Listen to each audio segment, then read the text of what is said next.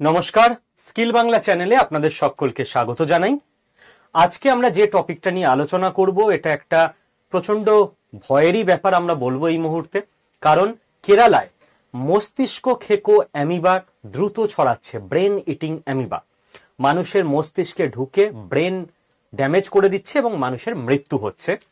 আমাদের মনে পড়ে যায় করোনার সময়কালের সেই ভয়াবহ অবস্থার কথা, আর এটা তো সেই তার থেকেও অনেক বেশি ডেঞ্জারাস, কারণ ডিরেক্ট ব্রেনে অ্যাটাক করছে। কি ব্যাপার না ব্যাপার আমরা পুরোটা আলোচনা করব। ছাত্রছাত্রীদের তো অত্যন্ত গুরুত্ব দিয়েই এই টপিকটা পড়ে রাখতে হবে, কারণ এবছর যে কোনো সরকারি চাকরির পরীক্ষাতেই তোমরা যাও না কেন, সেটা রেল হোক, এসএসসি হোক, ডাব্লিউবিসিএস হোক, ইউপিএসসি হোক, এই টপিকটা থেকে একটা দুটো কোশ্চেন তুমি এক্সপেক্ট করতে পারো। আর যারা বাকিরা ছাত্রছাত্রী নন কিন্তু আমাদের চ্যানেলের ভিডিও দেখেন, তারাও অবশ্যই জেনে রাখবেন, নিজেরা সতর্ক থাকুন, নিজের পরিবারের সকলকে সাবধানে রাখুন, কারণ আমাদের সুস্থ থাকাটা খুব জরুরি, সবার প্রথমে জরুরি। দেখুন, প্রথম কথা, টাইমস অফ ইন্ডিয়া থেকে India TV news, the South First থেকে নিউজ অ্যারেনা ইন্ডিয়া পর্যন্ত প্রত্যেকে একই কথা লিখছে যে brain eating amoeba in Kerala. Okay, কেরালাতে ব্রেন ইটিং অ্যামিবা চলে এসছে। দেখুন, ইন্ডিয়া টিভি নিউজ লিখছে 80টা কেস হয়ে গেছে অলরেডি রিপোর্টিং, এবং 21 জনের মৃত্যু হয়ে গেছে, 21টা প্রাণ চলে গেছে কেরালায় অলরেডি। কি হবে ভবিষ্যতে দেখা যাবে, না হচ্ছে, অলরেডি হয়ে গেছে। ওকে, এবং তামিলনাড়ু অ্যাডভাইজারি জারি করে দিয়েছে, যেহেতু কেরালায় এই ঘটনা রাইজ হচ্ছে, কেরালায় বাড়ছে, কেরালার পাশেই তামিলনাড়ু রয়েছে, তো তামিলনাড়ুও সতর্কতা অবলম্বন করতে শুরু করে দিয়েছে। এবার কি ব্যাপার, সমস্ত ব্যাপারটা আমরা এক এক করে বুঝবো। দেখুন, টাইমস অফ ইন্ডিয়ারও আমি যদি হেডলাইনটাকে ভালো করে দেখি, প্রত্যেকটা জায়গায়, ঠিক আছে, একদম স্টেট মিনিস্টার পর্যন্ত বক্তব্য দিয়ে দিয়েছেন যে এখনো পর্যন্ত এর এক্সাক্ট কারণ জানা সম্ভব হচ্ছে না, আননোন। করোনার সময়কালে মনে করুন একদম প্রথমে বোঝা যাচ্ছিল না যে কি থেকে হচ্ছে, কিভাবে আপনি আটকাবেন। কাজেই এখন অনেক রিপোর্ট ক্রমশ সামনে আসবে, আমাদের হাতে প্রথমে যেটুকু রিপোর্ট এসছে আমরা সেটুকুর ওপর ভিত্তি করে এই ভিডিওটায় আলোচনা করে নেব। দেখুন, এক এক করে আলোচনা করা যাক। প্রথম কথা হচ্ছে যে অ্যামিবা কি? অ্যামিবা হচ্ছে এককোষী প্রাণী, আমরা বিজ্ঞান বইতে ছোটবেলায় পড়েছিলাম যে, আচ্ছা, অ্যামিবার ইংরেজিটা কিন্তু একটু দেখবেন বানানটা অন্য, AMOEBA, অ্যামোয়েবা। ওকে, আচ্ছা, বাংলায় হচ্ছে অ্যামিবা। এবার এই অ্যামিবার নাম কি? যে অ্যামিবার জন্য এই রোগটা হচ্ছে তার নাম হচ্ছে নেগলেরিয়া ফলেরি। নেগলেরিয়া ফলেরি, এই অ্যামিবার থেকে রোগটা আসছে। গেল। সেকেন্ড কথা, এই যে ডিজিজটা হচ্ছে, রোগটা হচ্ছে, এই রোগটার নাম কি?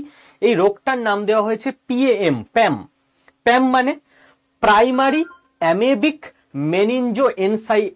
মেনিনজো এনকেফেলাইটিস। তাহলে P for primary, A for amoebic, আর এম ফর মেনিনজো এনকেফেলাইটিস, এই রোগটার নাম দেওয়া হয়েছে। বোঝা গেল কার জন্য হচ্ছে, কি রোগ হচ্ছে। এবার কথা হচ্ছে এই অ্যামিবা কোথায় উৎপত্তি, কোত্থেকে আসছে? ওয়ার্ম ফ্রেশ ওয়াটার, মানে গরম ফ্রেশ ওয়াটার। আচ্ছা, গরম মানে ফুটন্ত জল না, ঠিক আছে, গরম মানে মোটামুটি নর্মাল টেম্পারেচার। ধরুন কোনো পুকুর, কোনো সুইমিং পুল, আপনার বাড়ির ছাদের জলের ট্যাঙ্ক, এরকম যে কোনো জায়গায় জল রয়েছে এবং সেই জলটা প্রচন্ড ঠান্ডা যদি না হয়, মোটামুটি নর্মাল টেম্পারেচার বা রোদ পড়লে গরম হচ্ছে, ওখানেই এই অ্যামিবা অটোমেটিক জন্মাবে, এই অ্যামিবাকে আটকানোর কোনো উপায় নেই। আচ্ছা, এবার কথা হচ্ছে, এবার এই অ্যামিবাটা আমাদের বডিতে ঢুকছে কি করে সেটা বুঝতে হবে। কোভিডের সময় আমরা কি করছিলাম? হাত ধুচ্ছিলাম যাতে হাতে কোনো করোনা ভাইরাস থাকলে সেটা চলে যায়, এবং মাস্ক পরছিলাম যাতে নাক দিয়ে ঢুকতে না পারে, তাই তো? দেখুন, এইখানেও সেই নাকের পথ দিয়েই এই অ্যামিবা ঢুকছে। এই অ্যামিবা প্রথমে ঢুকছে নাকে। কি করে নাকে ঢুকছে? এই অ্যামিবা কিন্তু বাতাসে ছড়াতে পারে না, এ জলে থাকে। আপনি যদি পুকুরে এই মুহূর্তে বা কোনো সুইমিং পুলে, যেখানে এই অ্যামিবা আছে আপনি জানবেন না কোথায় আছে, সেখানে যদি ডুব দিয়ে চান করেন, আপনার নাকে ঢুকে গেল। আপনি সাঁতার কাটছেন, আপনার নাকে জল গেল। আপনি চোখে মুখে জল দিচ্ছেন, সেই সময় নাকে গেল। নাকে যদি জল যায় তাহলে এই অ্যামিবা প্রথমে আপনার নাকে ঢুকবে। তারপর অলফ্যাক্টরি নার্ভ দিয়ে, অলফ্যাক্টরি নার্ভ মানে যেখান দিয়ে আমরা গন্ধ পাই, ঘ্রাণ পাই, নাক দিয়ে, ঠিক আছে, অলফ্যাক্টরি নার্ভ দিয়ে আমাদের যে স্কাল বেস আছে, মানে মাথার খুলি, সেই স্কাল বেসটাকে অ্যামিবা পার করে ফেলে, কারণ স্কাল বেসের যে পর্দাটা সে অ্যামিবাকে আটকাতে পারে না। অ্যামিবা এতটাই সূক্ষ্ম, স্কাল বেস ভেদ করে ও ঢুকে যায় ব্রেনে, ব্যাস ব্রেনে গিয়ে অ্যাটাক শুরু। কিন্তু এক্ষেত্রে আমাদের মনে রাখতে হবে যে গুজব এবং ভুল তথ্য আজকের দিনে সব থেকে বড় শত্রু আমাদের দেশের এই বিপদের দিনে। অনেকে বলছে এই ধরনের কোনো জল যদি খান যার মধ্যে অ্যামিবা আছেন আপনি মরে যাবেন না। জল খেলে জলটা আমাদের কোথায় চলে যাচ্ছে? স্টমাকে চলে যাচ্ছে, জল ব্রেনে ঢুকতে পারবে না, ওখান থেকে অ্যামিবা। নাকে গেলে বিপদ। যার এই রোগ হয়েছে তার সঙ্গে আপনি কন্ট্যাক্টে এলেন, তার সঙ্গে হাত ধরলেন, কিচ্ছু হবে না, আপনার কোনো চিন্তা নেই, ঠিক আছে। নাকে যদি এই জল লাগে তাহলে বিপদ। আচ্ছা, নেক্সট যেটা আমাদের বুঝতে হবে যে এই অ্যামিবা আপনার ব্রেনে ঢুকে গেল, এরপর কি হবে? জেনারেলি 2 দিন থেকে শুরু করে 8 দিনের মধ্যে সিমটম আসছে, কারোর ক্ষেত্রে 2 দিনেই আসছে, কারোর ক্ষেত্রে 7-8 দিনে। মাথা যন্ত্রণা, জ্বর, বমি বমি ভাব, ক্লান্তি। গন্ডগোল হচ্ছে যে করোনার সময় আমাদের দেখেছিলাম জ্বরই আসছিল আমাদের, তাই না? জ্বর জিনিসটাকে আমরা খুব নর্মালি রেখে দিই, ডাক্তারও দেখাই না, নিজেরাই বেশিরভাগ ক্ষেত্রে প্যারাসিটামল, ক্যালপল ইত্যাদি খেয়ে নিই। খুব বাড়াবাড়ি কিছু হলে ফার্মেসি থেকে ওষুধ খেয়ে নিই, তার থেকে বাড়াবাড়ি কিছু হলে আমরা ডাক্তার দেখাই, ঠিক কিনা? উচিত নয়, বাট আমরা সবাই কম বেশি এরকম করি তো, সাধারণ মানুষজনেরা। এইবার যার ফলে আপনার হয়ে গেছে এই অ্যামিবার অ্যাটাক, কিন্তু আপনি খেয়ে যাচ্ছেন তখনও ক্যালপল। এরপর 7-8 দিন পর কি শুরু হচ্ছে? আসল উপসর্গ, যখন আর কিছু করার নেই। স্টিফ নেক, ঘাড় একদম শক্ত হয়ে যাচ্ছে। কনফিউশন, মাথার মধ্যে অ্যাটাক করেছে তো ব্রেন এবার কাজ করা বন্ধ করে দিচ্ছে, আপনার কনফিউশন হচ্ছে, আমি কি ওষুধ খেলাম না খাইনি মনে হয়, না খেলাম তো মনে হয়। ব্যালেন্স লস, আপনি হাঁটতে গেলে এদিক ওদিক হয়ে যাচ্ছেন, কারণ আপনার মস্তিষ্ক ঠিকভাবে আপনাকে আর সেন্স পাঠাচ্ছে না। এরপরে শুরু হচ্ছে হ্যালুসিনেশন, আপনি দেখছেন কেউ আপনার সঙ্গে এসে কথা বলছে, দিনকে মনে করছেন রাত, সব মাথার মধ্যে ঘোট পাকিয়ে যাচ্ছে। তারপরই কোমা, একদম প্যারালাইসিস হয়ে কোমার মতো অবস্থা, লাস্টে মৃত্যু। এবার এটা এই অ্যামিবা ঘটিত রোগ কিনা সেটা টেস্ট করাও ইজি না, কারণ একটা স্পেসিফিক কালচার করলে দেখবেন, বিভিন্ন কালচার হয়, ইউরিন কালচার ইত্যাদি, একটা স্পেসিফিক কালচার টেস্ট করলে তবে এর রিপোর্টে এক্স্যাক্ট ধরা সম্ভব। আর সেই কালচারের রিপোর্ট আসতেও 4-5 দিন লেগে যায়। কালচার যে কোনো কিছুরই রিপোর্ট আসতে দেরি হয়। কালচার মানেই ওটাকে অবজারভেশনে রাখা হয়, যে 24 ঘন্টা পর কি হচ্ছে, 48 ঘন্টা পর কি হচ্ছে, 72 ঘন্টা পর কি হচ্ছে। এবার এর ওষুধ কি আছে? সত্যি কথা বলতে এই মুহূর্ত পর্যন্ত ফিক্সড কোনো ওষুধ নেই। করোনার সময় কি করা হয়েছিল? সাপোর্ট সিস্টেম, এক্স্যাক্ট ওষুধ পাওয়া যাচ্ছিল না, বিভিন্ন ওষুধ দিয়ে ট্রাই করা হচ্ছিল, আর অক্সিজেন দেওয়া, সাপোর্ট দেওয়া, আইসিইউ কেয়ার দেওয়া, যাতে ওর বডি ঠিক মতো ফাংশন করে এবং যাতে রোগাক্রান্ত ব্যক্তির বাকি ইমিউনিটি সিস্টেম ইত্যাদি ঠিক রাখা যায়, সে যাতে নিজে ফাইট করে নিতে পারে। এটাই এখানে একমাত্র করণীয়। তো সাপোর্ট সিস্টেম হিসেবে মাইল্টোফোসিন এই ওষুধটা দেওয়া হচ্ছে আপাতত, এবং আইসিইউ কেয়ারে রাখা হচ্ছে, এবং এর ফল হাতে নাতে আমরা পাচ্ছি আমাদের দেশে। সারা পৃথিবীতে যেখানে যেখানে এই অ্যামিবার আক্রমণে রোগ হয়েছে 97% সেখানে মর্টালিটি রেট, 100 জনের মধ্যে 97 জন মারা গেছে। এমন ডেঞ্জারাস, কোভিডের থেকে কত গুণ ডেঞ্জারাস বুঝতে পারছেন? কিন্তু আশার ব্যাপার এটাই, ভারতবর্ষে এখনো অবধি মর্টালিটি রেট হচ্ছে 25%। 100 জনের মধ্যে 75 জনকে আমরা বাঁচিয়ে নিতে পারছি, 25 জন মারা যাচ্ছে। তার কারণ মাইল্টোফোসিন, আইসিইউ কেয়ার, একদম প্রথম থেকে সঙ্গে সঙ্গে ডাক্তারের কাছে নিয়ে যাওয়া ইত্যাদি। এবার এই ধরনের কিছু হলেই জেনারেলি সায়েন্টিস্টরা এবং ডক্টররা প্যাটার্ন খুঁজতে চেষ্টা করে। কেরালায় কোনো প্যাটার্ন পাওয়া যাচ্ছে না, বিভিন্ন জায়গা থেকে হচ্ছে, যে এই পুকুরে যারা চান করতে নেমেছে তাদের হচ্ছে। বয়সের প্যাটার্ন খুঁজে পাওয়া যাচ্ছে না, যে বয়স্কদের হচ্ছে না বাচ্চাদের হচ্ছে, সব বয়সের হচ্ছে। তো প্যাটার্ন নেই কোনো, এটা আরো গন্ডগোলের ব্যাপার। সবার হচ্ছে, সব জায়গায় হচ্ছে কেরালায়। সলিউশন কি আছে এই মুহূর্তে? দেখুন, সলিউশন তো নেই, প্রিকশন আছে। আমরা ব্যাপারটাকে কমাতে পারি, বন্ধ তো করে দিতে পারি না। সলিউশন হচ্ছে এই মুহূর্তে সেফ বাথিং, অর্থাৎ পুকুর বা পাবলিক স্নানের জায়গা, পুকুর, সুইমিং পুল অ্যাভয়েড করে চলা কিছুদিনের জন্য, যতদিন না ভারত সরকার জানাচ্ছে যে উই আর সেফ। সেকেন্ড, আপনার বাড়ির যে জলের ট্যাঙ্ক সেটাকে পরিষ্কার করা, ক্লিনিং করা। থার্ড, সরকার থেকে ক্লোরিন দিয়ে বিভিন্ন সুইমিং পুল, পুকুর, বিভিন্ন এই ধরনের যেখানে জল রয়েছে, বিভিন্ন ট্যাঙ্ক, সরকারি যে সমস্ত ট্যাঙ্ক, সেইগুলোকে বারবার ক্লোরিন দিয়ে ডিসইনফেক্ট করা এবং ক্লিনিং করা। এবং এই প্রসেস চালাতেই হবে বারবার, যে কারণে আমি বললাম, কারণ অ্যামিবা অটোমেটিক জন্মায়। ক্লিনিং করে দিলেও 7 দিন পর অটোমেটিক জন্মাতে পারে, তো আবার ক্লিনিং করতে হবে। এবং মানুষের মধ্যে সচেতনতার প্রচার, যে ভাই নাক দিয়ে যাচ্ছে তো বাকি রিল্যাক্সে থাকো, কোনো চাপ নেই, নাকে যে কোনো ধরনের জল আসতে দিও না, যে কোনো জল তুলে নিয়ে নাকে দিয়ে দিলাম ওইটা করো না, বাকি অল ওকে। মুখ ধোয়ার জলটা ঠিক আছে, যদি একটু ভালো রকম ইউজ করা যায় তাহলেই অনেকটা বেটার। আপনার বাড়ির যে ট্যাঙ্ক আছে সেই ট্যাঙ্কটাকে যদি সপ্তাহে সপ্তাহে পরিষ্কার রেখে দেওয়া যায়, কষ্ট হবে কিন্তু আগে তো বাঁচতে হবে, তাহলে অনেকটা নিশ্চিন্ত এই মুহূর্তে। বাকি কাজ ডাক্তারদের, সায়েন্টিস্টদের, আমাদের কিছু করার নেই। রিসার্চ করা, ভ্যাকসিন তৈরি করা, ওষুধ তৈরি করা সময় সাপেক্ষ ব্যাপার, এখানে সাধারণ মানুষের কোনো কাজ নেই, সাধারণ মানুষ কিছু করতে পারবে না। এবং এই জন্য যে কোনো দেশের এবং যে কোনো রাজ্যের উচিত স্বাস্থ্য খাতে প্রচুর প্রচুর ইনভেস্টমেন্ট করা, যাতে বিপদের সময় আমরা বাঁচতে পারি। ভারতবর্ষ এই দিকে অনেকটা এগিয়েছে এবং আরো অনেক কিছু করার আছে। কতটা এগিয়েছে তার ফল কিছুটা আমরা পাচ্ছি। কেরালায় এগিয়েছে বলে মৃত্যু একটু কমানো গেছে। ভারতবর্ষে এই মুহূর্তে মেডিকেল কলেজ রয়েছে 808খানা। মেডিকেল কলেজ মানে যেখানে পেশেন্টের ট্রিটমেন্টও হয় এবং নতুন ছেলেমেয়েরা এমবিবিএস দিয়ে ডাক্তারি পড়তেও পারে। 808খানা। এই মুহূর্তে গোটা ভারতবর্ষে এমবিবিএস সিট আছে প্রত্যেক বছরের জন্য 1,23,700। প্রত্যেক বছর 1,23,700 জন বাচ্চা ছেলে মেয়ে তারা নিট পরীক্ষা ক্র্যাক করে এমবিবিএস হিসেবে তাদের জার্নি, তাদের পড়াশোনা শুরু করতে পারে।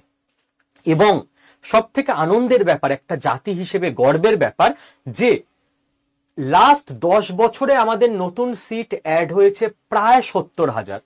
মানে 2015 পর্যন্ত ভারতবর্ষ সারা বছরে, প্রত্যেক বছরে ভারতের ক্যাপাসিটি ছিল 1,23,- 70 করো, মোটামুটি 54,000 ডাক্তার তৈরি করার। লাস্ট 10 বছরে আমরা 54,000-এর সঙ্গে এটা যোগ করে 1,23,000 ডাক্তার তৈরি করার ক্ষমতা সম্পন্ন দেশ বানিয়ে ফেলেছি। 127% গ্রোথ। তো এই ডাক্তাররা রাতারাতি হবে না। এখন এত যে সিট বেড়েছে, এখন ছেলেমেয়েরা পড়ছে, ওরা পড়ে বেরোবে পাশ করে, তারপর ওরা 5 বছর পর, 4 বছর পর ট্রিটমেন্ট দিতে শুরু করবে দেশকে। তো দীর্ঘমেয়াদী পরিকল্পনা, রাতারাতি সিট বাড়িয়ে দিলাম আর ডাক্তার তৈরি হয়ে গেল তা নয়। এমবিবিএস করবে 5 বছর, তারপর এমএস বা এমডি করবে, পিজি পরীক্ষার এন্ট্রান্স দেবে, টোটাল 8-9 বছরের প্রসেস। আজকে স্টেপ নিলে 10 বছর পর গিয়ে রেজাল্ট পাওয়া যাবে। ওকে।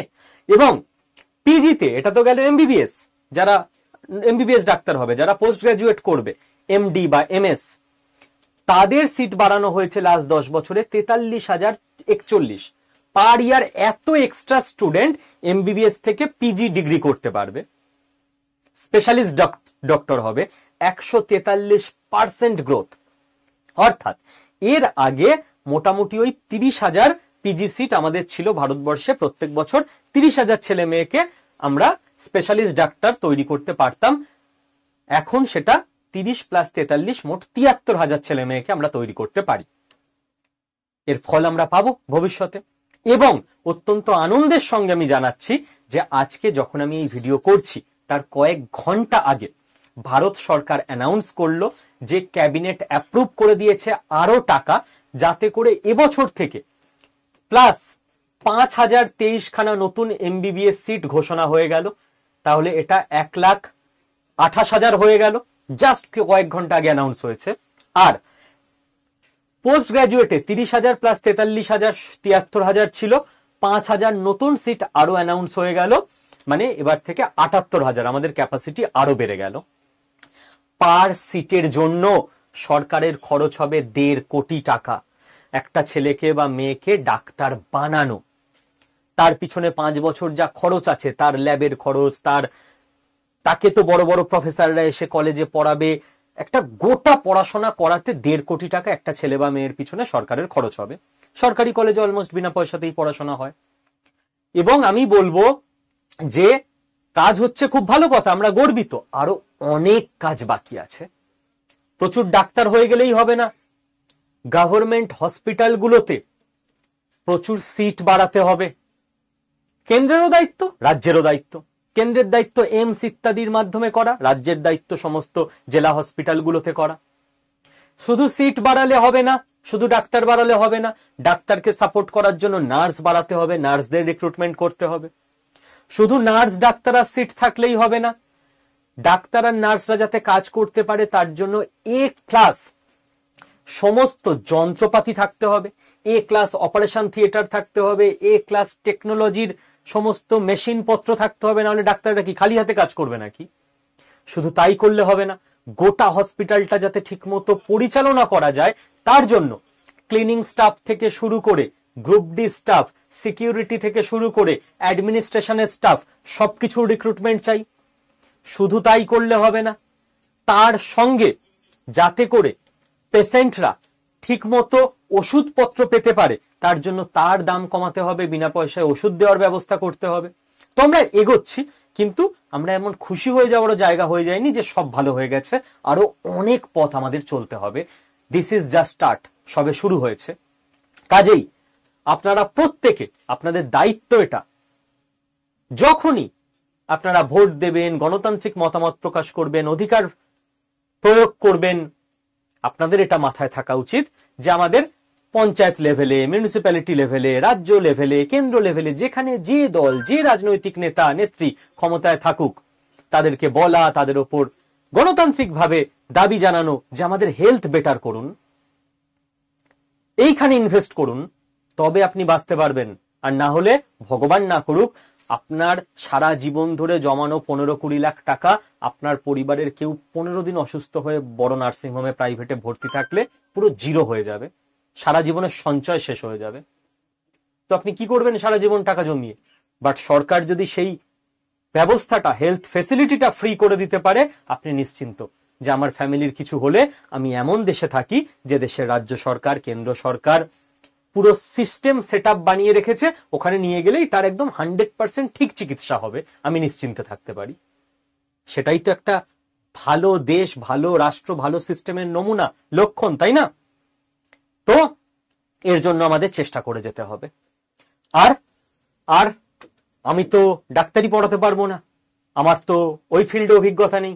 আমার লক্ষ্য একটাই, স্কিল বাংলা চ্যানেলের তরফ থেকে ভারতবর্ষের প্রত্যেক বাঙালিকে এবং বাংলাদেশের যারা উদারমনস্ক, ভারতপ্রেমী বাংলাদেশের বাঙালি আছেন তাদেরকেও স্কিলড করে তোলা, যাতে করে দেশের অগ্রগতিতে, মানুষের মানবিকতার পৃথিবীর অগ্রগতিতে তারা প্রত্যেকে সামিল হতে পারেন।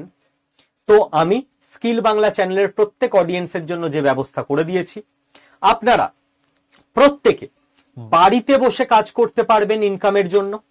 আপনারা প্রত্যেকে ফ্রিল্যান্সিং করে ইনকাম করতে পারবেন, মানে কোনো বাধা ধরা চাকরি থাকবে না, আপনি আপনার সময় মতো কাজ করবেন। আপনারা এর জন্য যে ট্রেনিং এর দরকার, সেই ট্রেনিং অনলাইনে বাড়িতে বসে নিয়ে নেবেন, আমরা ব্যবস্থা করে দেবো কাজ শেখার।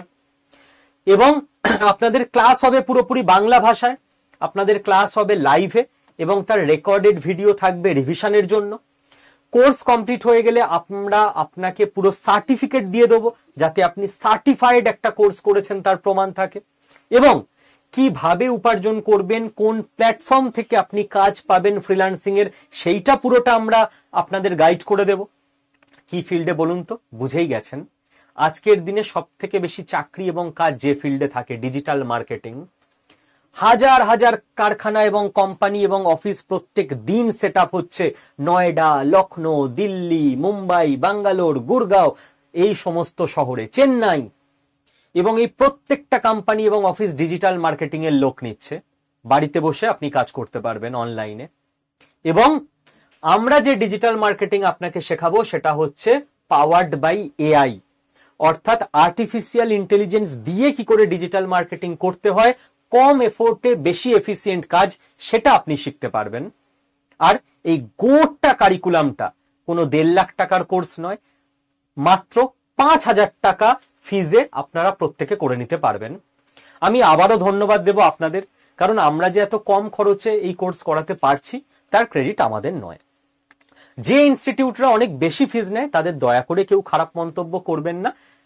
এই কোর্সগুলো করাতে এতটাই খরচ হয়। আমরা কমে করাতে পারি কারণ আপনারা এত মানুষজন আমাদের চ্যানেলের ভিডিও দেখেন, যার ফলে হাজারে হাজারে মানুষজন কোর্সে জয়েন করেন। আপনারা আমাদের ভিডিওগুলোকে হাজারে হাজারে শেয়ার করেন, তার ফলে সেখান থেকেও প্রচুর লোকজন কোর্সে জয়েন করেন, যার ফলে অনেক স্টুডেন্ট কোর্সে জয়েন করার ফলে আমরা পার হেড খরচটা অনেক কম রাখতে পারি। তো এটাও আপনাদের জন্যই সম্ভব হয়েছে, এটাতে আমাদের বিশাল কিছু ক্রেডিট নেই। ওকে, যে ইনস্টিটিউটে কম স্টুডেন্ট ভর্তি হয় তাদের কিছু করার নেই, কোর্স ফি অনেক বেশি রাখতে হয়। তো মোটামুটি সব বুঝিয়ে দিলাম আপনাদেরকে। আপনারা কি করবেন, এই ভিডিওর নিচে প্রথম যে কমেন্টটা থাকবে ওটাকে পিনড কমেন্ট বলে, আমরা পিন করে রাখবো। ওই কমেন্টটাকে আপনারা ভিডিওর নিচে একদম প্রথমেই দেখতে পাবেন। এই পিনড কমেন্টে আমি আমার হোয়াটসঅ্যাপ গ্রুপের লিংক দিয়ে রেখেছি। জাস্ট লিংকটায় ক্লিক করবেন, 10-15 সেকেন্ড ওয়েট করবেন, লিংকটা একটু ঘুরবে, আপনি আমার হোয়াটসঅ্যাপ গ্রুপে জয়েনের অপশন পাবেন, জয়েনে ক্লিক করে জয়েন হয়ে যেতে পারবেন। অনেক সময় লিংকে ক্লিক করলে হোয়াটসঅ্যাপের গ্লিচ থাকে, একবারে খোলে না, কোনো চিন্তা নেই। লিংকটাকে ধরে চেপে রাখবেন, 5 সেকেন্ড কপি করবেন, হোয়াটসঅ্যাপে ইনবক্সে গিয়ে কাউকে চেপে রেখে চ্যাটে ওটাকে পেস্ট করে সেন্ড করে দেবেন, দেখবেন লিংকটা অ্যাক্টিভ হয়ে গেছে, ওখানে ক্লিক করে ইজিলি জয়েন হয়ে যেতে পারবেন। হোয়াটসঅ্যাপ গ্রুপে বাকি সমস্ত তথ্য, কি করে জয়েন হবেন, কি করে আজ থেকেই আপনি ক্লাস করতে পারবেন, পুরোটা আমরা বলে দেব। Thank you. প্রত্যেকে সুস্থ থাকুন, ভালো থাকুন, এবং সবাই মিলে আমাদের চেষ্টা করতে হবে একটা বেটার ইন্ডিয়া তৈরি করার, যেখানে প্রত্যেক নাগরিক নিশ্চিন্তে থাকতে পারবে যে আমার বা আমার পরিবারের কারোর কিছু হলে আমার রাজ্য, আমার দেশ, তারা আমার এবং আমার পরিবারের যে কোনো কারোর দায়িত্ব নেবে। Thank you.